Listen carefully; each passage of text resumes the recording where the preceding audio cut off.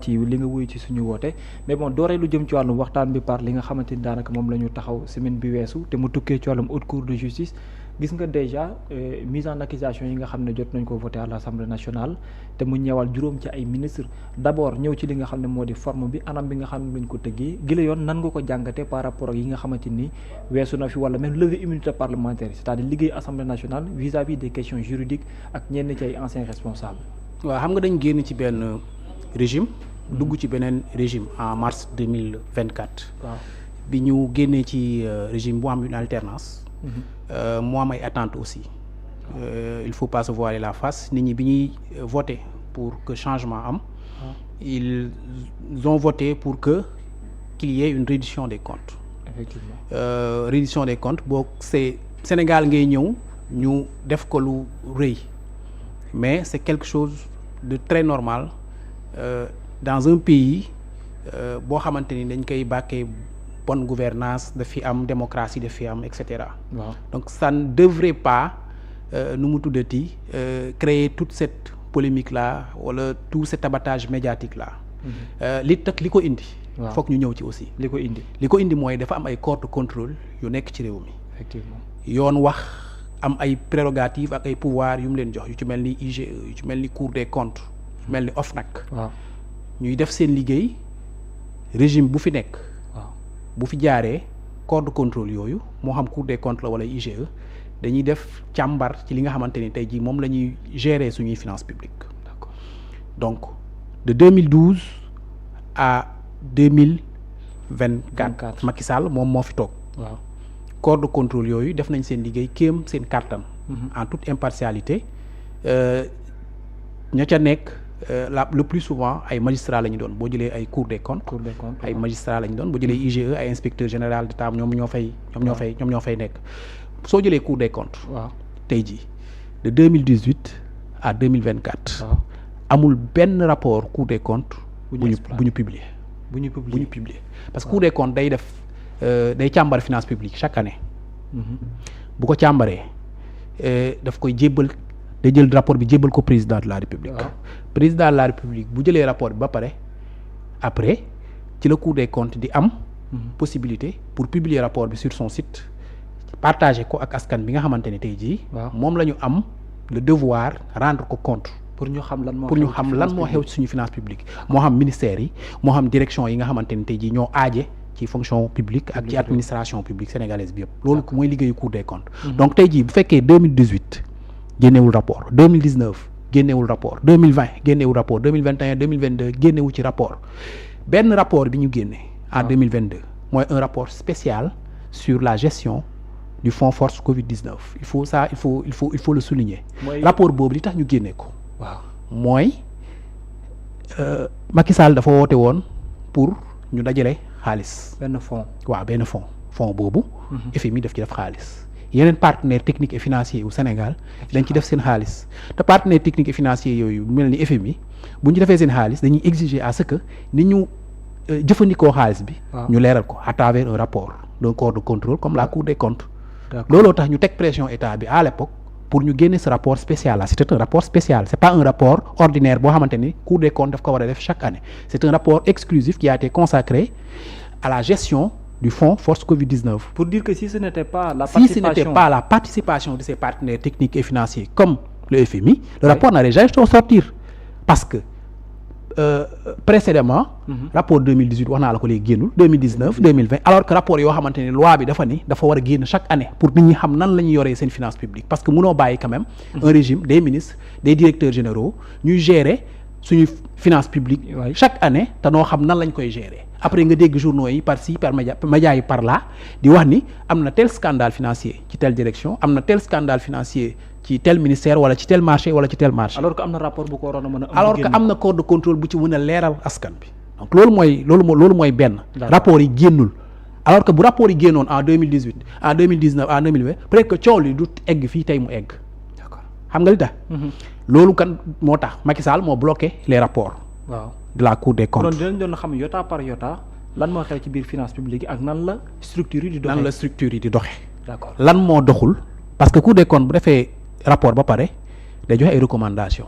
waaw bu joxee ay recommandation aussi yenn saa yi dafay joxe instruction à ce que diw ak diw bu ñu épinglé ñu ubbi une information judiciaire contre ces personnalités là qui gèrent des fonds publics. Wow. Donc loolu mooy xew ci rapport yi. su fekkee ca màkkaan nga dafa am. waaw dafa am ay détournement yoo xamante ni jar na ñu ubbi une information judiciaire.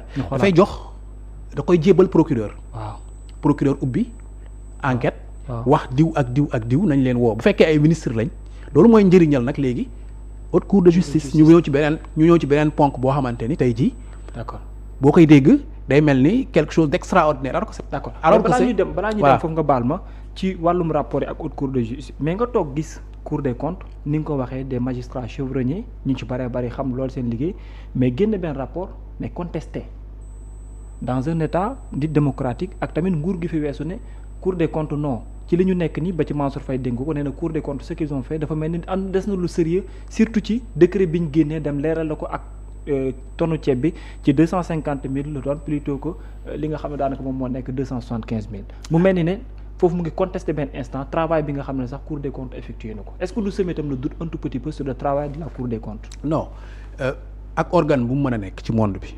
ak organe bu mu mën a nekk buy liggéey ci wàllu ay finance. waaw amul benn œuvre humaine bu parfaite. c'est vrai mais ce qui est constant. waaw mooy la cour des comptes est composée de magistrats chevronnés et compétents yoo xamante ne amuñu benn couleur politique. et que li Sénégalais yi war a bàyyi xel. mooy ñi ñuy topp te duñu ay politique. waaw doo ci dégg benn coow. mais à chaque fois que benn rapport épinglé benn personnalité politique. ci ngay dégg ñu jël le discrédit di ko jeter sur le corps de contrôle def nañ ko fi OFNAC. effectivement oui. Un ministre à l'époque est venu sur un plateau de télé pour wax ni OFNAC couleur Pastef la parti politique tout en oubliant que OFNAC Macky Sall moo ko institué woon Sénégal. Le ministre l'ancien ministre que tu as nommé tout à l'heure Mansour Faye taxaw na fi ni Cour des comptes OFNAC woo na ko fi mun di wuyu ji OFNAC parce qu'il était tout puissant beau-frère de l'ancien président à l'époque wax na fi tamit jël na fi ay kàddu tamit teg ko ci kaw Cour des comptes loolu mënul ñàkk ci ay politiciens yoo xamante ni tey jii seen enjeu yi ñoom yi ñuy dàq yeneen la yu wutewul ak li askan bi di xaar ci corps de contrôle yooyu donc li askan bi nag ak médias yi surtout war di bañ di nangu mooy politiciens yi di gàkkal suñu corps de contrôle yi di leen jox appartenance politique alors qu'ils n'en ont pas ces corps de contrôle là mosuñu am appartenance politique. D'accord. Que mu doon IGE que mu doon Cour des comptes su fekkoon dañoo am appartenance politique. Si la Cour des comptes nu mu tuddati avait une appartenance politique entre 2012 et 2024. du génne un rapport aussi nu mu tuddati au vitriol. ci li régime Macky Sall doon def. en termes de prévarication de nos ressources ci rapport Fonds Force Covid-19 bi. te su Macky Sall jëlee décision bloqué rapport Cour des comptes yi de 2018 à 2024. c'est parce que tout simplement xam na rapport yi li ci nekkoon. contenu bi xam na contenu yi li nekkoon ci rapport bi. d'accord xam na nañ lañ doon gérer suñuy finances publiques te xam na liñ ko doon gérer jekkul jaaduwul. d'accord ñu ñëw taxaw foofu ñu ne léegi haute cour de justice une haute juridiction boo xam ne tamit foofee y a des députés ci question ay mise en accusation ki yooyu mais ñi fa war a dem mu bari lool lu indi ak exception gi mu am aussi ñu bari loolu tam am fu ñu ko teg est-ce que réellement doye bi sax tax na ñuy wax gi ni mel mais surtout ci procédure yi nga xamante ni moo fay jaar ban jàngal lees ci war a mën a def ndax parfois ñenn ñi dañuy gàkkal naan ay député la donc mën nañ féetee que ne appartenance politique mu ngi déjà feeñ.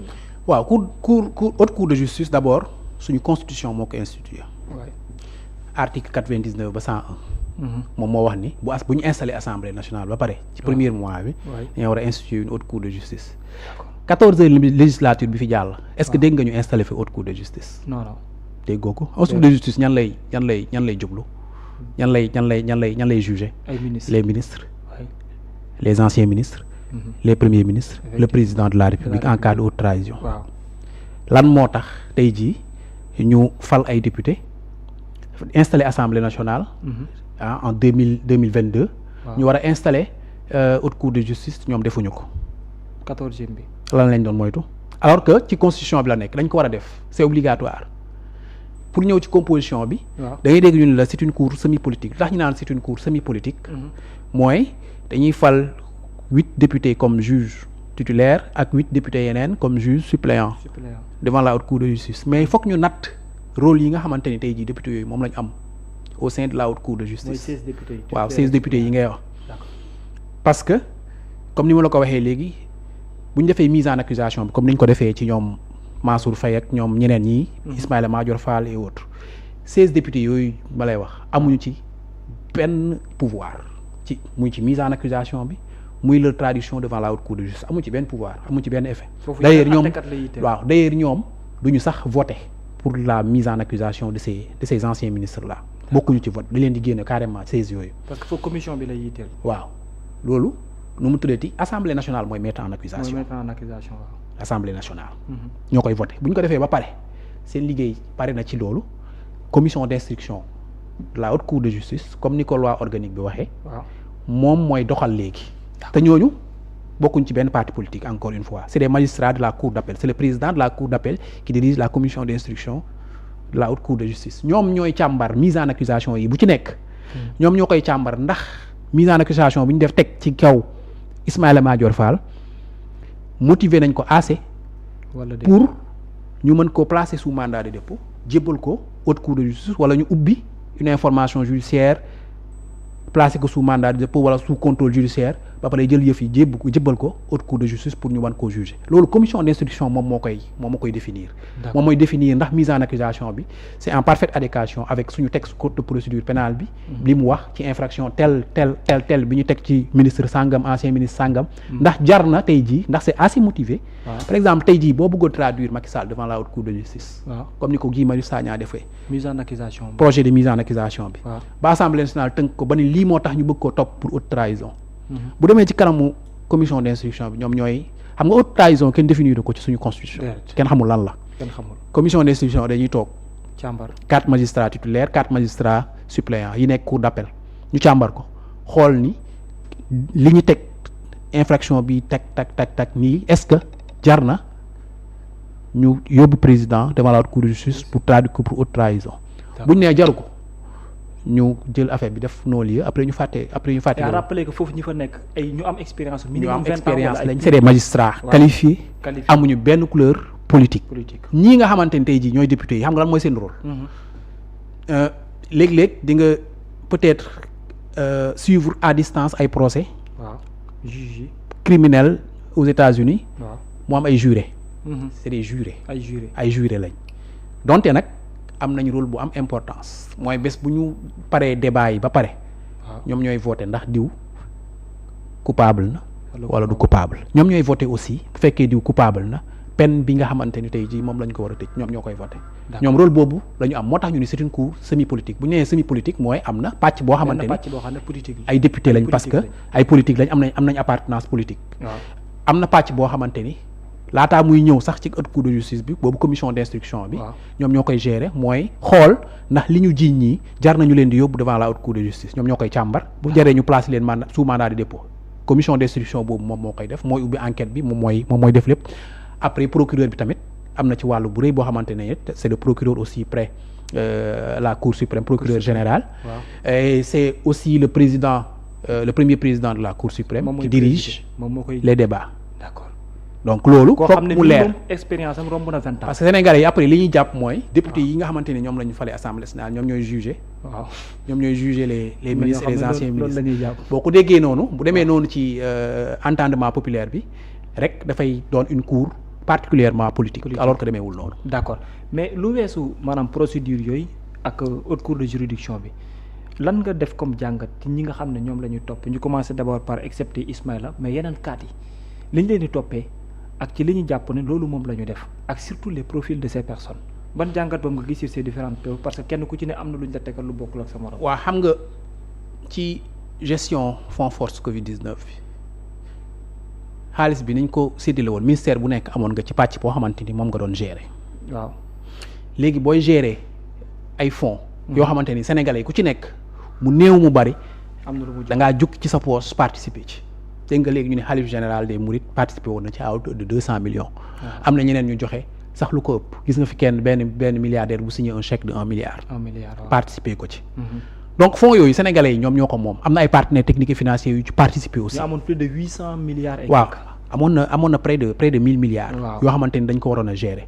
ministère bu nekk am na pàcc boo xamante ni joxoon nañ la ko ci selon programme boo xamante ni tegoon nga ko. waaw pour ñu jox la ay dossiers yoo xamante ni moom ngay gérer ñu jël ay xaalis bu bari lu takku ay milliards jox la ko. surtout fonds d'appui. ay fonds d'appui. pour nga gérer selon crise bi fi nga xamante ni foofu la tolloon ci Sénégal. léegi ci gestion boobu. la Cour des comptes di càmbar nag nga gérer woon xaalisu askan bi. bu fekkee daf ci am loo xamante ni dafa lëndëm ba mu épinglé la. c'est normal mu jël kii bi nu mu dossier bi. jébbal ko yoon ni lii war nañ koo leeral. parce que après askan bi lecture bi ñuy am ci rapport Cour des comptes bi. bokkul ak ba léegi rapport bi ci magistrat bi di am moom bi ko def. lecture bi mu ci am. moom mi ko def terme technique yeeg yi nga xamante ni am moom noonu la koy appréhender askan bi ñoom duñ ko appréhender noonu. d'accord lii waral tey ji ñu jël dossier yooyu jébbal ko yoon muy Sophie Gladima muy Mansour Faye pour man c'est pas quelque chose de nouveau parce que laataa régime bii di ñëw tey jii. déggoon nga ay coow yu bari ci lu ñuy wax détournement ci suñu ceeb bi nga xamante ni tey jii moom lañ doon séddale détournement. Mansour Faye surfacturation pour 2 milliards 700 2 milliards 700 et cetera. Ndeye Saly Diop Dieng pour 2 climatiseurs dont on parle. waaw des millions la ko yàggu milliards. Moustapha Diop on parle également des milliards pour xaw ma retrait yoo xamante ni hors procédure moom la ñu wax. entre autres donc ñooñu ñëpp boo xoolee bu baax daanaka sorewul. sorewul ci liñ leen di toppee. waaw lépp rek ça tourne autour du détournement. waaw des deniers publics. xaalisu askan bi la. donte bu fekkoon 5 francs la. dërëm. nga jaawale ko ak dërëm bi nekk sa poche dañ la ko war a toppee. nga delloo parce que dërëm boobu dafay am impact ci dundinu sénégalais bi gën a néew doole. sénégalais bi nga xamante ni tey jii bu feebaree.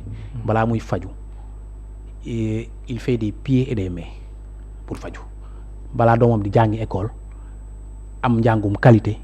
il a tous les problèmes. tey jii balaa muy xëy rek am 2000 francs yu mu jox njabootam pour dépense sax il a tous les problèmes du monde. donc dërëm boobu foofu sénégalais yi xam ni. ak lu mu tuuti dañ ko war a topp ba fu mu war a dugg mu dugg fa loolu mooy indi une répartition équitable des richesses mais bu ñu bàyyee politicien bu nekk wala ministre bu nekk wala directeur bu nekk. ñu ne tabax na tëli sàngam donte jël na 100 millions tabax na fi infrastructure 100 milliards. dëkk du fonctionner noonu.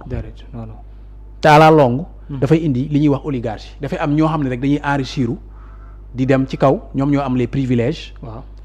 malgré privilèges yi nga xamante ne ñooñu askan bi jox nañ leen ko ñoom yëpp yow fayoo courant fayoo ndox dañ la jox oto. jox la carburant booy déplacé wu ñu xàll yoon yooyu yëpp ay privilèges xam nga pour lan la. pour suñu dërëm bi nga xamante ni tey jii moom ngay gérer nga fexe ba teg ko ci loo xamante ni dina jëriñ 18 millions sénégalais yëpp dinañ ci gis seen bopp. mais su fekkee yow dërëm bi ñu la jox pour nga war koo gérer tey jii boo gérer bu ñu la joxee budget wu 15 milliards ñu ne 15 milliards yi kat tey jii gis nañ ni 2 milliards yi nañ ko gérer lëndëm na. waaw nga takk rajo yu yuuxu ni def nga sàngam dañuy bëgg a tilimal sa der alors que ay magistrats ñoo ñëw fouiller les finances publiques. fouiller sa gestion. gis ni lii ak lii justifié woo ko war nga dem ci yoon nga justifié ko. effectivement te rapport Cour des comptes bi dafa am lu bari lu am importance luñ ciy fàtte bi coow li bare. en 2022. bi gouvernement bi defee conférence de presse à l'époque lan lañ wax. dañ ni coow li muy bari waaw dafa ni xaalis bi mat na 780 kii milliards. mais liñ ci toppee yépp ci li ñu luubal 6 milliards. 6 milliards oui. est-ce que tu te rends compte de la gravité de cette déclaration. 6 milliards ñu ni 6 milliards rek la Cour des comptes wax ni liñ ko géré woon lëndëm mais 6 milliards yooyu sénégalais amuñu droit xam seen 6 milliards yooyu fan la jaar. nan lañ ko géré comme lëndëm la comme gestion bi lëndëm la.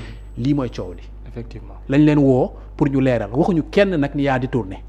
Cour des comptes moo épinglé moo jël dossier bi jébbal ko justice lu tax mu jébbal ko justice bu fekkoon Cour des comptes am na tey jii la prérogative jël Mansour Faye def ko sous mandat de dépôt xam nga kenn waxatu ko. mais dañ ko jox. mais référé ngay jébbal procureur général. mais dañ ko jox la chance. mu défendre boppam. ñëw expliquer ñëw justifier. ni kat lii ngeen may épinglé nii la demee ak nii la demee ak nii la demee bu justice ne yow mii preuve yi nga ñu tegal ci table bi. doy na pour ñu bàyyi la mais ñu jébbal la un non-lieu nga dem ñu jàll ci leneen ñu jàll ci beneen dossier. D'accord. C'est ainsi que ça se fait. alors par exception moo tax ma koy def ci beneen point mais